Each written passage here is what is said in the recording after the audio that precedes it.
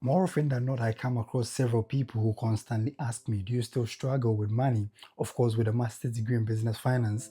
And the truth is, yes, because there is a short difference between knowing and doing. Now, according to Warren Buffett, the only difference between the top 1% and the bottom 99% is the discipline. So there's no difference between them and then the people who constantly struggle and have little to pay or to show for at the end of the month. And so the main difference is in doing what you know and not necessarily knowing what you have to do. Of course, everyone out there knows that by saving money or investing, you're likely going to steer yourself towards the attainment of financial goals. But how many people can actually put measures in place and to adopt the necessary steps that is required for them to get to the success story? And so in this video, I'll be breaking down the 7 money lessons that my master's degree didn't teach me and how you can adopt these strategies and then subsequently steer yourself towards the attainment of any financial goal that you have for the year. This brings us to the first point, which is desire. According to Napoleon Hill, the starting point of all great achievement is desire.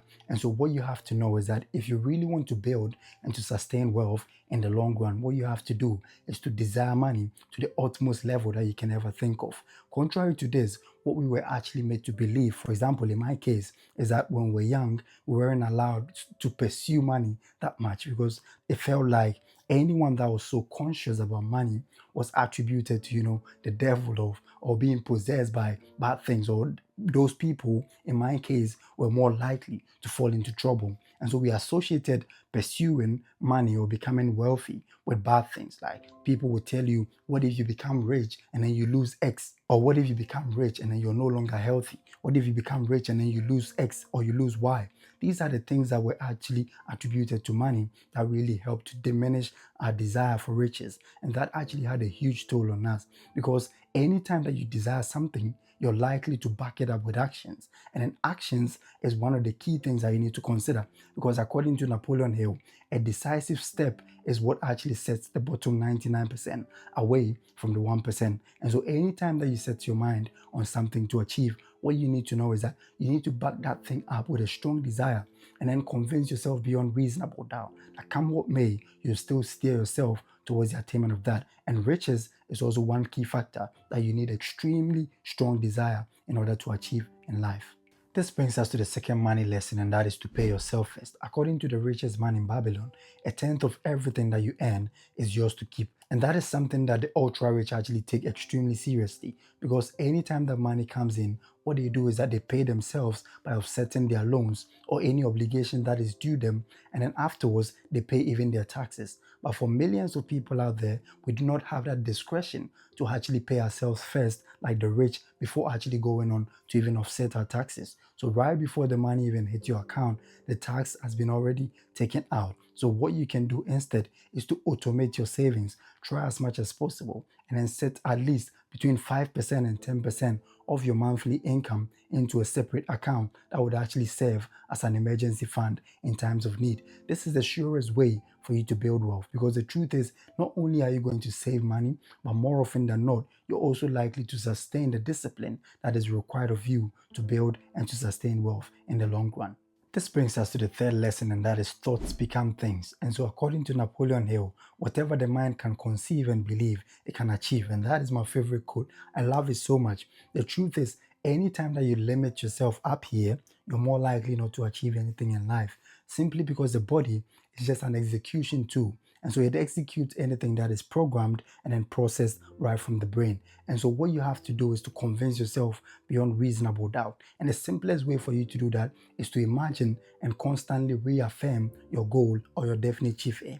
And so in this case, if you really want to build wealth, what you can do is to constantly focus on your goals by reaffirming that you have what it takes to build wealth and you can sustain yourself through all the pain, the turmoil, the challenges, and the things that are likely to actually meet you in the course of pursuing this goal. And trust me when I tell you that this is one of the surest ways for you to get there. Visualization is extremely important, and it is the surest way for you to actually get to that destination that you aspire to get to. This brings us to the fourth lesson, and that is to live below your means or to control your expenses. So the surest way for you to build wealth is to live below your means, which means that you have enough to save or to invest at the end of the month when your paycheck arrives or when any form of income actually comes in. So the surest way for you to do that is to actually have a budget, which we've discussed in several videos on the channel that you can take a look at later on. But the truth is, about 70% of all people who become millionaires or who really build wealth through lottery winnings actually lose it or they file bankruptcy just a couple of years down the line.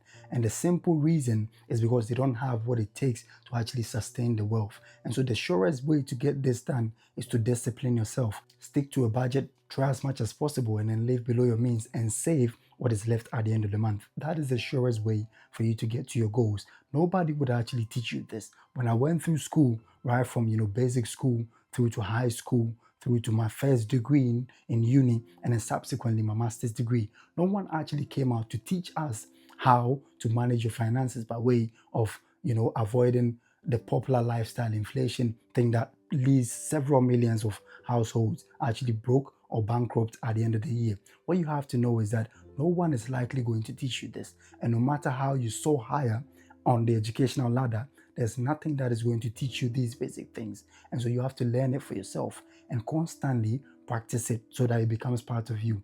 All the multi-millionaires and billionaires that you see out there have one thing in common. They don't purchase things that are likely to take money out of their pockets, otherwise known as liabilities. Instead, they purchase assets that are likely to bring money into their pockets. If you were to think, for instance, about Warren Buffett, he doesn't make any several purchases, trying to flaunt money here and there. Anytime that he's buying something that is likely to return him something in the future. And so he's lived in the same house for several decades, and he doesn't intend to, go about buying homes and, getting all the mansions and all that. The truth is, anytime that anyone disciplines themselves to live below their means, they are more likely also to become rich at the end of the day. This brings us to the fifth lesson, and that is specialized knowledge actually pays off. So, as opposed to going out there to learn everything, focus on one specific industry or one specific skill set that you have to master. And the truth is, if you're able to do this, you're likely to actually become successful in life. If you have to think about all the great people out there, think of Jeff Bezos. He's actually focused solely on Amazon and then built it. You look at Steve Jobs. He's actually focused on Apple and then built it. Every one of them, Elon Musk with Tesla and then SpaceX, every single one of them actually had something. Henry Ford with Ford Motors, every one of them focused on one thing and then they mastered it, and then subsequently they were able to scale up by diversifying their income streams as a result of the specialized knowledge that they had achieved over the years by just focusing on that one goal. And so what you need to know is that you don't have to just shoot at everything that you come across. Try as much as possible and then have a long-term plan. It can even be a 5-year plan with your partner, with your family, or any other person that you trust so much. Try as much as possible and then draft that, and then focus all your energy, your resources, your skill set, the experience, and then adopt every strategy within the remit of the law to reach that goal. That is the surest way that you can actually build wealth and to become successful at the end of the day. This brings us to the sixth money lesson, and that is to make your money work for you. According to the richest man in Babylon, every single money that you actually save wouldn't necessarily make you rich. However, if you're to put that money to use and to let that money work for you, what actually happens over the years is that not only are you diversifying your income, but you're more likely also to take advantage of the power of compound interest, which is one of the requisite conditions that you actually need to fulfill in order for you to build wealth. So the ultra rich actually do one thing. They always invest money and then get that money to work for them. And it is much more easier for you to return more on your money as opposed to you trading time for money or trading time in exchange for money. So one of the surest ways for you to build is to start investing, and to start investing very early. And I've had several objections when I talk about investment to several people out there. And the reason is simple. They feel like you need huge sums of money before you be able to start investing, or probably investment is for the rich. But what you need to know is that you can start investing with as little as £10 or £20 and constantly take advantage of fractional investment in the stock market, or probably dollar cost averaging, which is much more easier that you own a fraction of several shares that are floated on the stock market of several companies that are extremely performing, like Apple, Microsoft, Amazon. That is the surest way for you to go. And so I'll link a video down in the description where I explain into detail how you can invest as little as 10 or 20 pounds. And then that is the surest way for you to start and to take advantage of compound interest and build wealth in the long run. This brings us to the seventh and the last money lesson, and that is persistence is non-negotiable. So one hallmark of the ultra rich is that they don't believe in luck.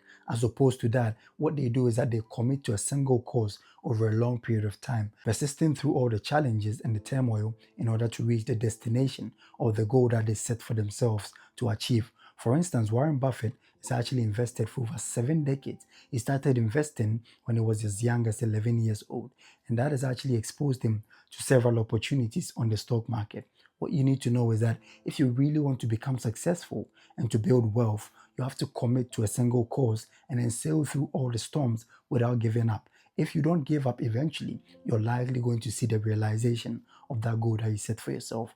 And so thank you for spending time with us, and see you in the next video.